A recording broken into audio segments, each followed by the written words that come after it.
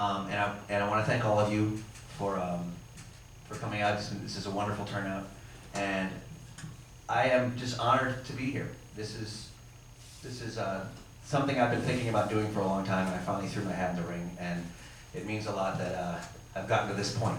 And one thing I hadn't touched on in terms of policy that I didn't get a chance to get to earlier on is that when it comes to the town and the village, and I say this delicately because I don't want to be misconstrued. I think there's some consolidation that can always happen. Dave Gunner's alerted me to some things where there are some duplicated things when it comes to equipment, where we can, and I'm not talking about people's jobs, I'm talking about equipment. If there's pieces of equipment that both the town and the village can share instead of having individual pieces of equipment, why not do that?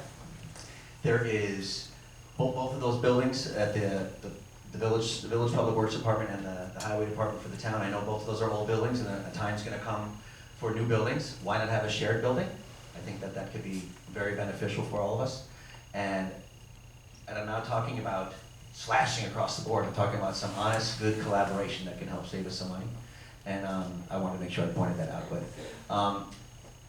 I think we've all talked about this tonight. It's really important that we are a voice for you and that we are listening to your concerns. And like I said, that's why I put my phone number down when someone's not home.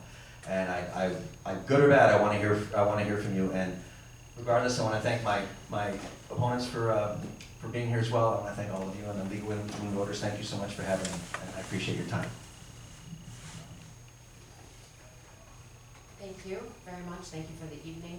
I'm running because I believe so much in the power of community. I've often said to my kids and anyone else who will listen, there is no they, it's just we.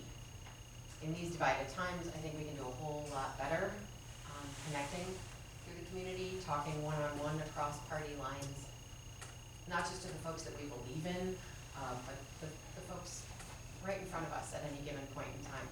We have a beautiful town and a beautiful community.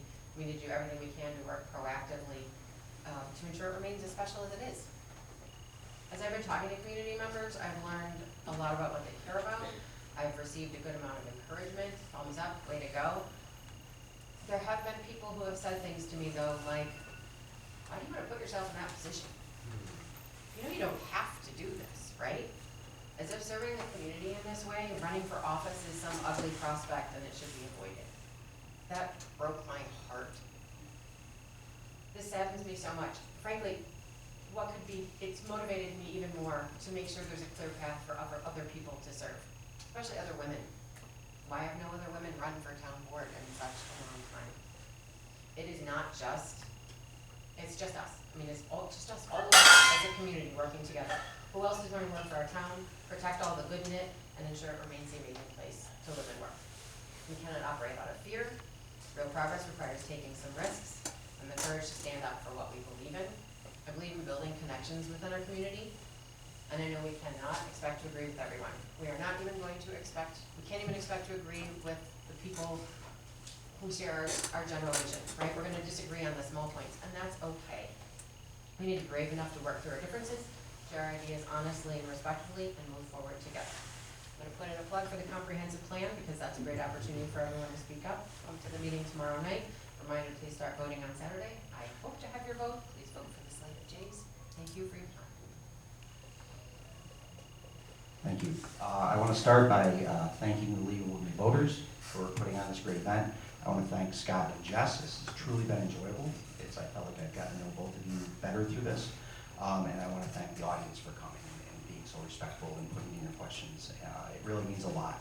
I also want to thank you for trusting me on the town board for 4 years. I know I've worked my hardest. I've done as good a job as I am capable, and I've listened.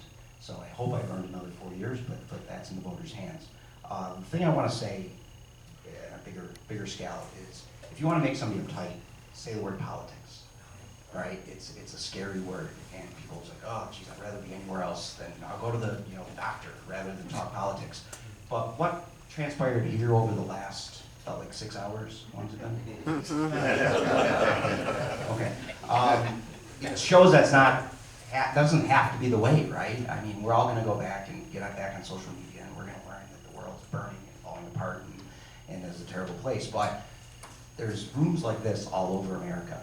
And what we've just seen, this respectful dialogue, this respectful listening, these respectful questions is the way it should be, right? And this gives me hope, personally, that we can overcome the nastiness. And I know that's not exactly on topic, but that's just what I was thinking as I was sitting here, because leading up to the night, getting ready, you're thinking, oh, they're gonna attack on this or attack on that. And that's just what we've been conditioned for. And that certainly wasn't the case tonight, and it doesn't have to be the case. So thank you very much. Thank you.